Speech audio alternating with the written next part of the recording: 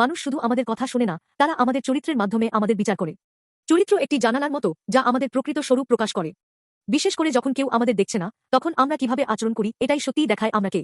1 শমূয়েল 2:4 দাউদের কাছে শাউলের থেকে প্রতিশোধ নেওয়ার একটি নিখুঁত সুযোগ ছিল, যিনি তাকে হত্যা করার চেষ্টা করছিলেন। কিন্তু দাউদ তার রাগ সংযত করলেন এবং তার পরিবর্তে দয়া বেছে নিলেন। এতে মুগ্ধ হয়ে শাউল বললেন, তুমি আমার থেকে বেশি ধার্মিক। আমি তোমার সঙ্গে মন্দ ব্যবহার করেছি, কিন্তু তুমি আমাকে ভালো দিয়ে প্রতিদান দিয়েছ। শাউলের স্বীকৃতি দাউদের যুদ্ধে জয়ের কারণে আসেনি। এটা তার শক্তি বা কৃতিত্বের জন্যও নয়। এটা ছিল তার চরিত্র, ভালো করার, ক্ষমা করার এবং দয়া দেখানোর তার পছন্দ, যা শাউলের হৃদয় পরিবর্তন করল। চরিত্রের একটি শক্তি আছে। এটি মানুষের হৃদয়কে শব্দের চেয়ে অনেক গভীরভাবে স্পর্শ করে এবং আমরা কে তা নির্ধারণ করে। কিন্তু সমস্যা হল, নিজের চরিত্র নিজে পরিবর্তন করা সহজ নয়। রাগ, ঘৃণা এবং স্বার্থপরতা বারবার উঠে আসে। তাহলে আমরা কি করতে পারি? উত্তরটি যিশুর মধ্যে রয়েছে। যিশুর কাছে পৃথিবীর সমস্ত শক্তি ছিল, তবুও তিনি ক্রুশে ত্যাগ, প্রেম এবং ক্ষমা বেছে নিলেন। তাঁর করুণা ও দয়ায় পূর্ণ চরিত্র মানব ইতিহাসকে রূপান্তরিত করেছে।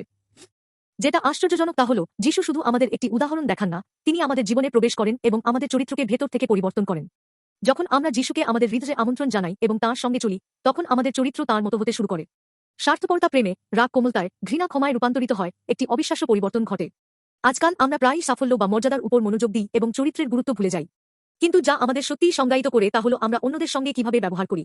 যিশু দ্বারা রূপান্তরিত চরিত্র একটি আলোর মতো জ্বলে এবং আমাদের চারপাশের মানুষের উপর ইতিবাচক প্রভাব ফেলে। যেমন দাউদের চরিত্র শাউলকে স্পর্শ করেছিল, তেমনি যিশু দ্বারা পরিবর্তিত আমাদের চরিত্র আমাদের পরিবার, প্রতিবেশী এবং এমনকি পুরো বিশ্বের জন্য আশীর্বাদ নিয়ে আসবে। প্রিয় বন্ধুরা, আজ যিশুকে আমাদের হৃদয়ে আরও গভীরভাবে আমন্ত্রণ জানাই। যখন তার মাধ্যমে আমাদের চরিত্র নতুন হয়, তখন আমাদের জীবন সুন্দর ফল বয়ে আনবে।